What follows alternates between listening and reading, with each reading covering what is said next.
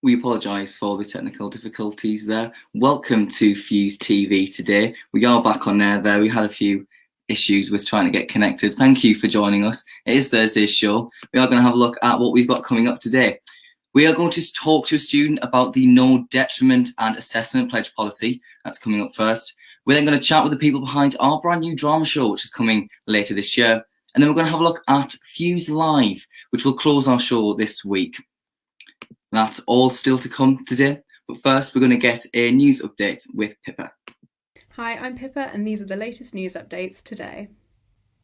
Matt Hancock has announced that it is too early to decide on summer holidays this year, despite booking one for himself. He has said that there is still a lot of uncertainty, but that ministers are doing all they can to enable holidays to go ahead. In spite of this, he told the BBC that he had booked his summer holiday to Cornwall months ago. This announcement has been criticised by businesses amid ongoing uncertainty for travel companies who have struggled as a result of the pandemic. In other news, an extra £3.5 billion fund has been announced by the UK government to tackle unsafe cladding in buildings. Too little, too late is the response from campaigners to the news of unsafe cladding being removed from England's high-rises.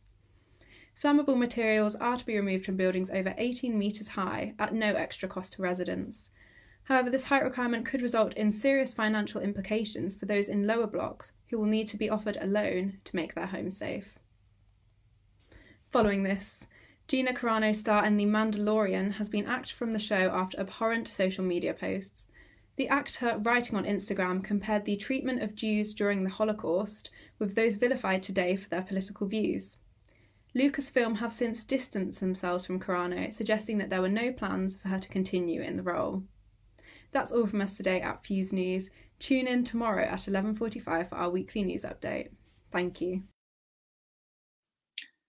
Thanks for that, Pippa. I'm now bringing in Leanne, our head of documentaries, and Charlotte, our graphic design team and deputy station manager at Fuse FM. Hiya, guys. Sorry about that. That was a bit of a shaky start, I think we could say, to the programme there. But 5 minutes of just, I think it was just of my frozen face, which is obviously not what everyone wants to say on a Thursday evening. But let's get to it, I suppose. Pippa mentioned there, Matt Hancock has said that it's too early to think about booking a summer holiday this year, but has apparently booked one himself. This has put a bee in a lot of people's bonnets today. But I mean, to start off with, should we just accept the fact that we're not going to go abroad this year? I mean, Leanne, what do you think about it? I mean, we're not going to go anywhere. We'll be down the road, but we won't be going abroad this year, unfortunately. And I think you should accept that. Yeah, you're right there. I mean, I think it reminds me of the discussion we had the other night on Tuesday about Ocado saying about Sainsbury's. Ocado saying about how shopping had changed, and that might be this year's holiday. Actually, just going to the local shop instead. I mean, Charlotte, what do you think of it? Yeah, I agree. I don't believe that if we have no pubs at the minute and we have no shops, I don't think a plane journey is in our future anytime soon, unfortunately. Yeah, it is. It's crazy. And I think it's shook a lot of people because of the hypocrisy of it. But he has said, as Pippa said in the news bulletin there, he has said apparently that he did actually book it a while ago. Which then made me think, how long ago? Because I don't think we've ever had really a period in this, in this pandemic where like, oh yeah, we're going to probably get abroad that time. So it was probably very, very much wishful thinking on his behalf. But yeah, moving on from that, Pippa also mentioned the 3.5 billion that's been given for unsafe cladding. And I know we were talking about this before we came on air, Charlotte, and you were telling me that it's buildings under 18 metres that don't even get this grant. In fact, you get a loan, which you then have to pay back. Yeah, and it's months too late already, because years too late. What Grenfell was years ago, and so many people have already taken so much money out of their banks to make their home safe, and now it's only a certain amount of people that can get it. It's just not enough. Yeah, I mean, Leanne, what do you think about that? I mean, I think it's unfortunate that people are put into unsuitable living conditions in the first place. I think this is the least that they can do to try and rectify that situation. And realistically, they should have that funding for everybody, because everybody deserves to have, a safe home, regardless of the height of the building. Yeah, completely. And then also, finally, something picked up on was that the actress and wrestler who also appeared in Gladiators, Gina Carano, American actress, has been dropped from The Mandalorian. I mean, which is one of Disney Plus's biggest hits so far. Ever since they launched, I think it's been one of the biggest things they've had out there. So she's been dropped from The Mandalorian for some abhorrent posts, which I think Pippa mentioned included references to the Holocaust and Nazism. I mean, people complain about the new generation of cancel culture, but I think there's very much a line. And this, unfortunately, is a beyond it. I mean, Charlotte, what do you think of that? And especially being so public on social media. Yeah, well, it's not the first case of it. She wasn't open about supporting any of the Black Lives Matter movements. She openly supported the whole controversy about there not being fair voter counting. And she's already been open. And to say something like that on an Instagram post as well, which is a very informal means of doing it. It's just so wrong. And there's such a big following. Like you said, it's one of their biggest shows with one of the biggest fan bases, that there's going to be a cancel culture coming, because there are so many people that look up to these people. Yeah, I mean, Leanne, what did you think when you saw that come out today? I mean, personally, I'd never actually heard of the show on Disney Plus, but I think this is a good opportunity to have someone else maybe in the role. Maybe bring some other representation, since she's proved that she's clearly not, in the morals and the ethics of Disney. But I also think, if you're on a show and you've got those morals and you know that they're wrong, you shouldn't be posting that anyway. Why would you spread hate? Why, it's just completely unnecessary, especially, when I think the main people that watch that, if I'm wrong, I think it's children. So why would you want to support that message that children should follow? It's just unacceptable. Yeah, and especially as well, and with, you take on this role, and like The Mandalorian is in Disney. You take on the brand. The people are going to refer to her being with Disney, and it's understandable that this has happened because they don't want that kind of stuff. Thank you very much, Charlotte, for joining us for that. I know that you've got a very busy evening in hand doing Women in Media, which is of course coming in a few weeks. So thank you very much for joining us tonight in the discussion.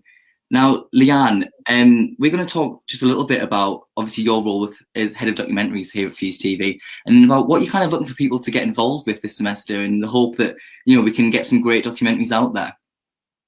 So I've decided to make a documentary in light of some of the issues that have happened, on campus, and both in light of some of the issues that have happened in the wider press concerning POC culture and BAME experience at university. At the moment, really, I'm just looking for people to get involved if they'd like to. I hope that I end up making an interesting documentary that really speaks to some of the people at university that I think they might feel a little bit underrepresented, is the consensus that I've got from talking to some people. So that's really what I'm doing this semester. That's great. So who are you looking to get involved in? What kind of capacity at the moment? Interviewees, people that have personal experience with maybe certain things that we don't talk about on campus all the time. It might be more sensitive information that I'm looking for people to come forward with. If they're interested in sharing that, I'd be really grateful. That's what I'm looking for. Yeah, that's great. And I know I'd speak for both of us when we say anyone can come forward with the confidence, and whether you need anonymity or anything, your story is what matters. And it's we're students making TV for students, so if we can get those voices heard, it's the best thing, isn't it, really, Leanne? Yeah, definitely, of course. Thank you very much for that. We really hope we can get some people involved with those documentaries this semester. So please, if you do want to get involved, don't hesitate to contact us. You can find us on Facebook at Fuse TV Manchester, Instagram at Fuse TV UM, and that's the same for Twitter. Thank you very much, Leanne, for joining me. Thank you. Now, moving on with today's show, I hope you can see me and hear me. I do apologise again for the beginning with our technical difficulties. Well, I think we are well and truly on the air right now. So we're going to move on today, and Fuse News has had an interview with a student talking about the no detriment policy. So our new reporter Chloe has got that. So I'm here with Bego today, a student from the University of Manchester, just to get her thoughts on the university's assessment pledge, which went live on the 19th of January. Hi Bego, how are you doing? I'm good, yeah. I'm good, thank you. Good to hear. So could you just start by introducing yourself and what degree program you're on? So I'm a final year student of biomedical sciences, and I'm Spanish, so yeah. Oh, cool. So how have you found the remote study so far? So it hasn't been that bad because I live with 8 people. So I feel like I've been with my friends most of the time. But right now it's just 3 of us in the house because the rest are stranded either in Spain or they don't really want to leave London. So it's a bit tricky. So Fuse News spoke to a student a couple of weeks back regarding the open letter campaigning for a no disadvantage policy. Were you one of the students rooting for this? Yeah, definitely. The main reason is because last year students, and I'm not pretending to do a comparison or anything because obviously it's completely normal that they gave them a no disadvantage policy. But last year students, they did get a full semester of on-campus learning. They also got a whole week for every exam compared to 40 hours span that we've got now, at least in the School of Biological Sciences. Last year they had a week. This year we had 48 hours. And they also got some modules like cancelled, so some modules were not examined. So they gave them the no disadvantage policy. However, we've been the full academic year in lockdown with no external input for our well-being or anything. We don't have anything to do. Our well-being is even worse because we're paying 9K for online study, and so many people are not living in the houses where they are paying rent. Definitely good for a no disadvantage policy. So how do you feel about this new 5-pronged assessment pledge? Do you feel like it offers sufficient support? No, definitely not. First of all, the extensions, they come really late. Most of final year students, we've done our lit reviews already. We've submitted big pieces of coursework. Like, we've been in lockdown or with a pandemic since almost a year. So they should have had like time to actually put something more thoughtful in place. And also the mitigating circumstances thing, that is completely unfair. That's basically like they've said that, how is it, like, you don't need to like provide evidence. I would like to see the stats of like how many people applied before and after that was released, because I feel like so many people are going to take advantage of that. And so many people are actually going to be completely legit and they're just going to be feeling bad. But also there's people who are going to take advantage of that, and there's not going to be control. Just for the context of our viewers, could you just let us know a little bit about what your post on Manchester Students Group kind of entailed? So I usually never post, but I was so angry, especially because after this got released, especially in some group chats that I'm in, they just mentioned jokes about, oh, how are they going to take advantage of this, or faking that a relative has passed away, etc. Two of my best friends, one of them including one of the girls I live with, they're grieving at the moment. The parents, their fathers have passed away like 2 months ago, 3 months ago. Well, that's terrible. That's fine. But we got completely triggered. You don't expect that level of like dark humor, which is not funny. It was just so disrespectful. I made that post saying how this really devalues the real struggles. So I was just basically explaining what the uni has done with the assessment pledge of like removing the evidence, and how this is going to actually devalue the real problems. Because my friend, to get a death certificate, she went through a lot of pain, and she's like, that piece, for me to get that piece of evidence, it was so horrible. I have her permission to talk about this. She's told me literally right now. I feel like a lot of students resonated with that. How did you feel like it was received on the post? Did you get many comments? So so many people agree with me, and I got messages saying that it's like really nice that people think the same way. People really agreed with me. I wasn't expecting it. Well, well done for you using your voice. Like, we definitely need way more of this. And thank you so much for talking to me today as well. It's been really great. No, that's perfect. Thank you so much. Thank you so much. Bye. Bye. A really strong and empowering interview there by Chloe. That was really, really great. Moving on Tuesday we discussed that comedy was back to Fuse TV. Well, drama is also back. Early on, I caught up with the team behind the new drama I Woke Up Like This. They discussed with me what the drama entails, how it's going, and what's still to come. Hiya guys, just as a start, I'll start with you, Tilly. So what is the idea that we're running with Fuse's new drama show at the moment? Yeah, so Izzy has written this script about like the experience of, I guess, the less traditional university student experience. So kind of perhaps an international student who's not so much of a party animal and not as like sexually experienced. So we're thinking of doing a sort of like a drama but comedy as well, which we're going to try and do pretty much all virtually at the moment is the plan. Okay, so Izzy, what were the processes that you went through to get this going?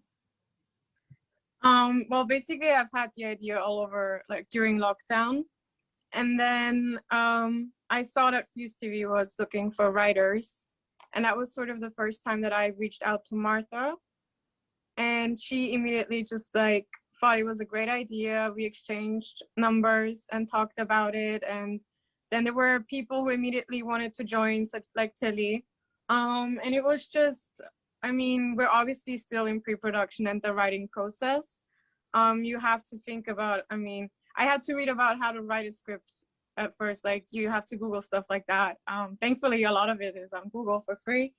But yeah, so I basically started from just having an idea and then trying to learn how to adapt that for TV, and especially for something that needs to be shot during lockdown and social distancing. And at first I wasn't very enthusiastic about that, because I feel like as a writer, if you have to dismiss a lot of human interaction when shooting, it's difficult to write dialogue or meaningful content. But I'm confident that we'll make it happen anyways. That's great. So can you give me, is it a bit of an idea about what the story is? I know Tilly touched upon it there, but is there anything else the story you want to get across that might actually then get people, more interested in joining the team? Right. So when writing it, we basically thought of the outline as each episode having like a theme that is either like quite controversial, taboo, not talked about enough. And it's more really about like the female experience at our age, because we're all like, there's this Britney Spears song that's like, not a girl, not yet a woman. It's like a transitional phase, and it's set in like final year, so everyone is also worrying about like jobs or masters on top of just like, as cliche as it sounds, like finding who you are. So each like episode has like a theme. I don't know, like one of it is daddy issues or dealing with online dating and rejection. One of them is about body positivity and stuff like that. So I feel like themes that everyone really can relate to at this stage in their lives. I'm sure you've come to the idea now of using these kind of devices to get your piece out. I mean, how do you feel? One, how do you feel about it? And two, are you still glad that it's going to be the same thing you potentially envisaged in the first place? Right. So firstly, I always like I have like a girlfriend group chat on WhatsApp, and every time we text, I sort of think this should be a TV show. Like, like the dialogue or whatever we write is either really hilarious or just, it's, I don't know, binge worthy. So I looked at it from that perspective. So now I'm actually kind of looking forward to doing it over like these mediums of like technology, whether that's FaceTime, Zoom, like Instagram stories, especially because that's what I use the most, especially like for close friends, because then you're more open about things, or like WhatsApp text messages. I feel like it's something that hasn't really been done before. So that's something that we can be like, I don't know, pioneers in, I guess. Yeah, and then finally, my final question, and I'll come to both of you on it. I'll start with Tilly first. What are kind of the next steps of this project, and how can people get involved as well? Yeah. Yeah, so I think the plan is kind of going to be for now just to get the script a bit more finalized, sort of, I think in the next sort of like month or so that we've got characters and like things that we're going to need in terms of people more pinned down. And then I think Martha and I were talking about possibly setting up like an Instagram or something that will like get Fuse TV to help us promote, so that we can find actors and also other crew members, because we might need some help with like visual effects and things like that to create these stories and things, which I would be terrible at. So we definitely need more people. And yeah, if to be honest, I think there's always room for people that want to be part of something. So, and Izzy's really open to people being involved as well. Everyone's very up for, like, we're not restricting anyone. So if anyone wants to do anything, or for example wanted to write some music or wanted to like whatever, they'd be welcome to do it. So yeah, for sure. Tilly basically said everything. Like, we're looking for actors first and foremost, also international students who want to participate. I guess that's something that most international students might not think of because of English, like their English knowledge or whatever, but we encourage everyone to take part in this. The guys there who are part of our new drama show, I Woke Up Like This. Can you believe it? That's it already. We're done. I suppose 5 minutes of freeze time was enough to pass some time by.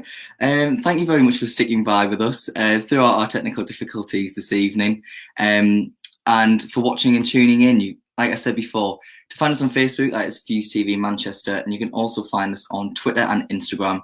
That's at Fuse TV UOM.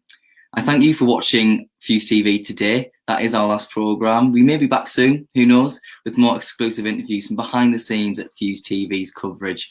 But for now, that's all from me. And we're going to close with a sneak preview of one of our new programmes, Fuse Live. I don't stand and dine, I don't pay for thoughts, fuck that. But I'll wait for you. I don't stand to drink, I don't like to think, fuck that. But I'll ponder you. I'm bending it over. My four-leaf clover. I'm so in love, I'm so in love. It's the one above, up above. Forever's a long time, yeah, yeah. My blue jeans under you. I'm bending it over. My four-leaf clover. I'm so in love, I'm so in love. It's the one above, up above. Forever's a long time, yeah, yeah. My blue jeans will last me all my life. Oh. So should we?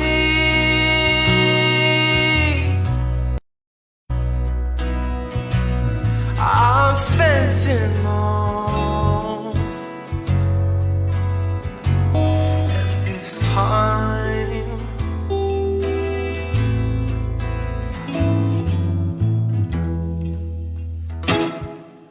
I met you at the shop, the sun was getting hot, I'm lonely.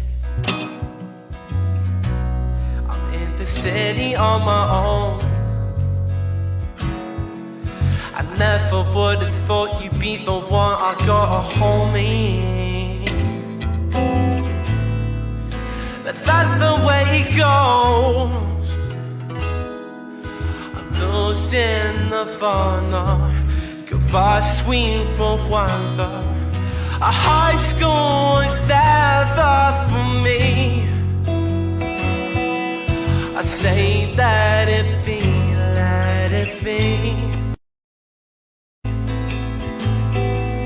Forever's a long time.